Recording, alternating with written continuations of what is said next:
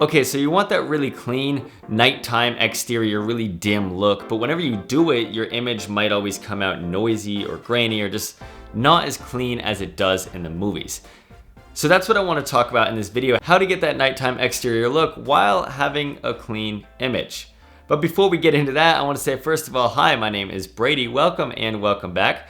And second of all, this video is sponsored by my friends at Musicbed, but we'll get to that down the line. So there's kind of two factors that come into this clean yet dark image. One of them is lighting. And if you want to learn more about lighting in a scenario like this, a lot of the examples that I've got, I actually did a lighting breakdown on my channel, which I'm going to link all of that down below so you can see exactly how we lit this to get the exact look that we have now. But the other factor that's really playing into it is your camera, like the settings that you have in camera on location, on production, and that is how you expose your camera's sensors. Now, I personally have struggled with these nighttime dim looks very many times, and I've started to get a lot of questions of how I did it as I've started to kind of get a grasp on how we get that clean yet dim nighttime look. It's tricky because, you know, you think that, yeah, you've got to have the lights very dim, because if it's too bright, it'll just look like daytime, or it'll just look off and not authentic.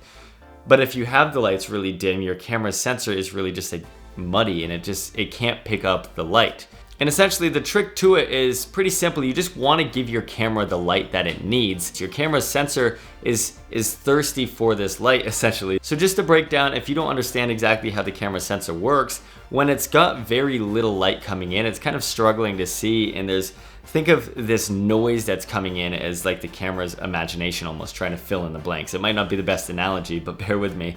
But if you give this scene, if you give the room or the environment more light, your camera is going to be able to see that, and it's going to be able to record all of the individual pixels. I mean, I learned way back when I started in photography that bright pixels are sharp pixels. So if you've got a lot of brightness in your scene, your camera sensor is going to be really retaining a lot of this information, and it's not going to have a lot of this kind of imagination noise, if we want to call it that. So with that being said, when it comes to like a nighttime exterior like this campfire scene, I knew that I wanted to make this scene as bright as I could, essentially, or bright enough for the sensor to be able to read and have some information.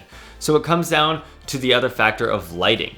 I made sure to give my scene a lot of lighting and expose my camera accordingly, so my scene wasn't necessarily bright daylight. I still had a lot of shadow area in the scene, but I exposed my camera so there was still a lot of level. So on my Sony, it was like +1 EV, like above that 0 exposure line. So there's still a lot of information in my scene. So say you want to get this brighter look, but you don't necessarily know how to. Well, you've got two options. Let's talk about lighting first. You can just bring up the output of your light sources. That's pretty plain and simple. You can either bring up the exposure or add more lights. But say you're maxed out with your inventory. You don't have any more lights, your lights are at 100%. What are some other options to work with here?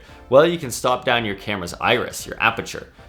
Say you're at 5.6, which is what I just moved my camera to now. If you bring that open to say 1.8, you're letting more light in, making the entire scene brighter. Or you've got the other option of your ISO. Some cameras are better than other cameras with low light capabilities. This FX3 shoots at 12,000 ISO. So that makes the camera's sensor a lot more sensitive to light. But some cameras aren't as clean as others, and that introduces some more noise.